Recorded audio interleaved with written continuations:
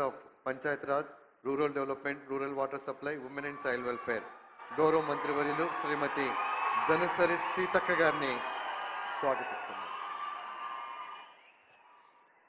మండు టెండలను సైతం లెక్క చేయకుండా అశేషంగా తరలి వచ్చిన మా అక్క చెల్లెలకు, అన్న తమ్ముళ్లకు, పెద్దలకు, మరి మీ నియోజకవర్గ అభివృద్ధి ప్రదాత, మీ కష్ట సుఖాల్లో వెంట ఉన్నటువంటి పెద్దలు, గౌరవనీయులు, అనుభవజ్ఞులు, మాజీ మంత్రివర్యులు కడియం శ్రీహరి అన్న గారి పిలుపు మేరకు అశేషంగా తరలి వచ్చినందుకు మీ అందరికీ మరొకసారి పాదాభివందనాలు తెలియజేస్తా ఉన్నాను. మన నాయకుడు చెప్పిందే చేస్తాడు, చెయ్యగలిగేదే చెప్తాడు.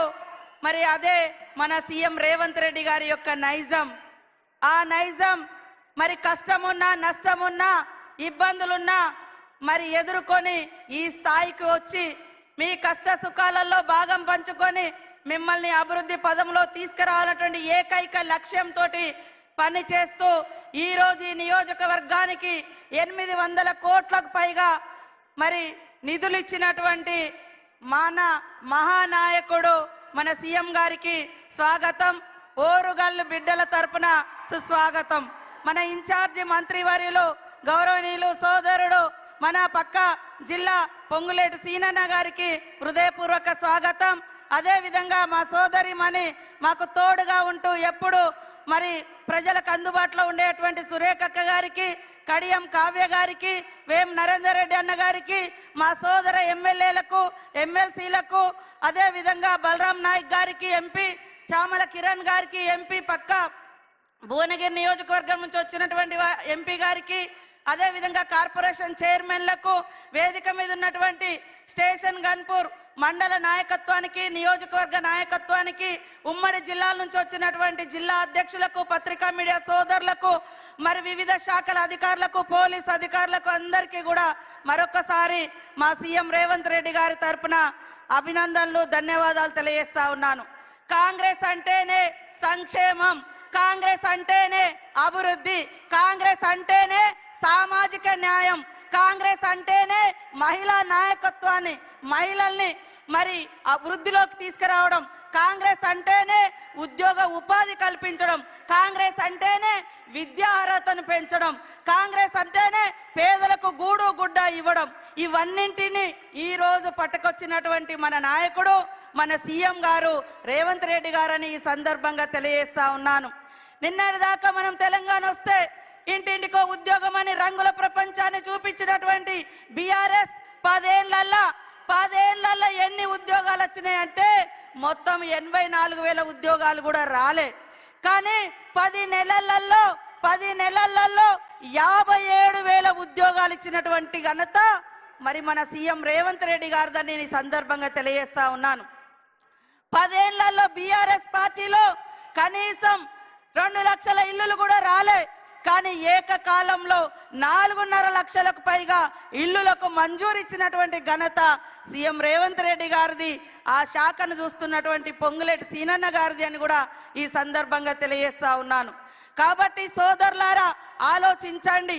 ఇవాళ ఉద్యోగాలు మేము ఇస్తుంటే కళ్ళల్లో నిప్పులు పోసుకుంటున్నారు, పేదోళ్ళకి ఇల్లు ఇస్తుంటే ఓర్వలేకపోతున్నారు బీఆర్ఎస్ వాళ్ళు, మహిళలను ముందుకు తీసుకొస్తుంటే మరి రకరకాల మాటలు మాట్లాడుతున్నారు. బీఆర్ఎస్ అంటేనే మహిళల్ని అణగదొక్కడం, బీఆర్ఎస్ అంటేనే అట్టడుగు వర్గాల్ని అణిచివేయడం, అహంకారాన్ని ప్రదర్శించడం. కాబట్టి ఇవాళ సామాజిక న్యాయం కాంగ్రెస్ తీసుకురావడం కోసమే 30 సంవత్సరాలుగా పెండింగ్ లో ఉన్నటువంటి ఎస్సీ వర్గీకరణకు ఒక రూపం తీసుకొచ్చి మరి ఎస్సీ సోదరుల యొక్క మరి ఫలాలు అందరికీ చెందాలని వర్గీకరణ చేయడం జరిగింది.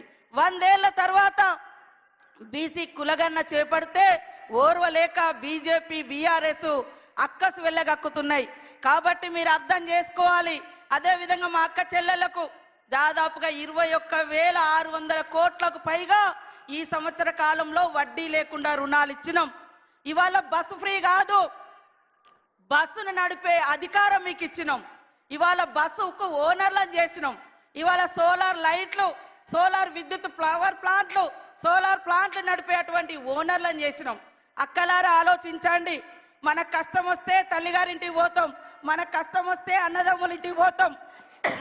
అన్నదమ్ములు కొన్నిసార్లు చూడరు, కానీ ఈ అన్న ఖచ్చితంగా మా అక్క చెల్లెలు బాగుండాలని వడ్డీ లేని రుణాలు ఇచ్చి ఈరోజు వడ్డీని కూడా 92 కోట్లకు పైగా ఈరోజు మన జిల్లాలో చెక్కులు అందజేయడం కోసం మరి మీ ఇంటి సోదరుడిగా మీ తోబుట్టుగా ఈరోజు రావడం జరిగింది.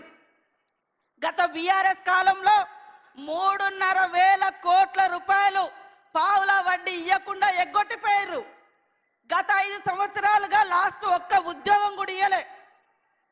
నోటిఫికేషన్ ఇస్తే ఉద్యోగాల కోసం 15 నోటిఫికేషన్లు, మరి ఎగ్జామ్ రాయకముందే పేపర్లు లీక్ అవ్వడం, ఎగ్జామ్ రాసినాక పేపర్ లీక్ అవ్వడం, గత 5 ఏళ్లలో ఒక్క ఉద్యోగం కూడా ఇవ్వలే.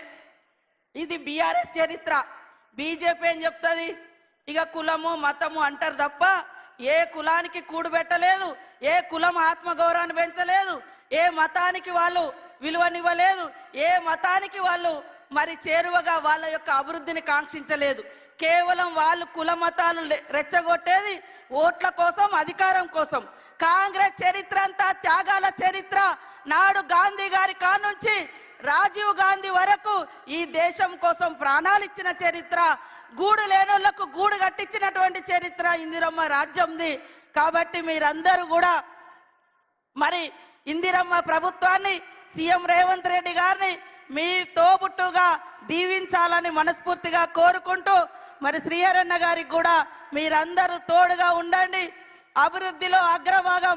మరి ఏనాడో ఉమ్మడి రాష్ట్రంలో కూడా అనేక నిధులు తీసుకొచ్చి మారుమూల పల్లెలలో ఇటు వస్తే గల్లీ గల్లీలో సీసీ రోడ్లు వేసినటువంటి ఘనత కూడా వారికే దక్కింది. అప్పుడు తర్వాత మళ్ళీ కాంగ్రెస్ ప్రభుత్వంలోనే ఇన్ని 100 కోట్లు తీసుకొచ్చి మీ అభివృద్ధికి పాటుపడతా ఉన్నాడు. కాబట్టి మీరందరూ కూడా దీవించాలని కోరుకుంటూ అందరికీ నమస్కారాలు, ధన్యవాదాలు. జై కాంగ్రెస్. గౌరవ మంత్రివర్యులు ధనసూరి అనసూయ సీతక్క గారికి ధన్యవాదాలు తెలియజేస్తూ పెద్దలు గౌరవనీయులు